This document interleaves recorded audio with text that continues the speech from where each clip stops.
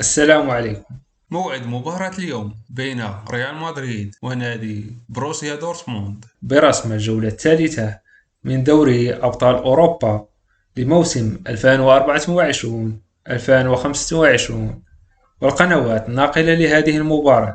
ويحتل ريال مدريد المركز السابع عشر برصيد 3 نقاط، بينما يحتل بروسيا دورتموند المركز الأول برصيد 6 نقاط. وسوف يواجه النادي الملكي نادي بروسيا دورتموند برسم الجولة الثالثة من دوري أبطال أوروبا يوم الثلاثاء 22 أكتوبر في حدود الساعة 8 مساء بتوقيت المغرب، تونس والجزائر 10 بتوقيت مصر والسعودية. ومن المنتظر نقل هذه المباراة على بي إن سبورت HD 1.